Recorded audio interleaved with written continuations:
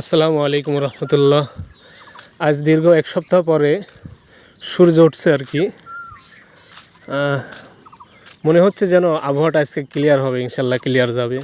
গত রবিবার থেকে আবহাওয়াটা আষাঢ় মাস শুরু হয়েছিল। আষাঢ় মাসের শুরু থেকেই এক ধরনের লঘুচাপ বা নিম্নচাপ শুরু হয়েছিল।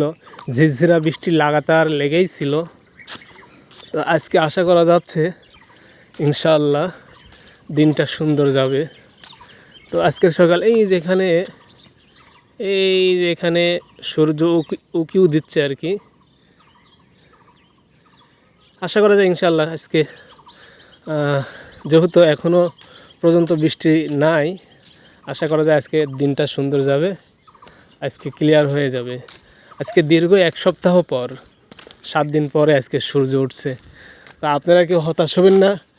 সূর্য যদি 1 মাসও না ওঠে, 1 বছরও না দেখা যায়, তবুও মনে করবেন না একদিন সূর্য ঠিকই উঠবে। দিনের আলো নিয়ে সূর্য ঠিকই আসবে।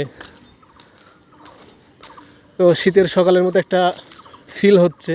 তো সকালে হাঁটতে বের হয়ে আর কি সকালটা সুন্দরই লাগছে। অনেক সুন্দর পরিবেশ, গ্রামীণ পরিবেশ। সকালের আবহাওয়া অনেক সুন্দর আবহাওয়া। এই যে পাখি আছে, গাছগাছালি পাখি, এই যে সকালের পাখি। মানুষজন তার কর্মব্যস্ততা নিয়ে বের হয়েছে। এই যে সকালের পাখি, গাছগাছালি, তরুলতা সব কিছু মিলাই আমাদের গ্রামের পরিবেশ। আর একটা জিনিস দেখাই আপনাদের, ভাবতেই অবাক লাগবে। এখানে আসলে লেখা ছিল ওভারটেকিং নিষেধ, সেখানে লেখা হয়েছে ভাবটেকিং নিষেধ। ভাবটেকিং নিষেধ, এটা ভাবা যায়? ওভারটেকিংকে ভাবটেকিং বানিয়ে দিয়েছে। ভাব দেখাবেন না, ভাবটেকিং। এখানে ভাব নেওয়া নিষেধ আর কি, ঠিক আছে।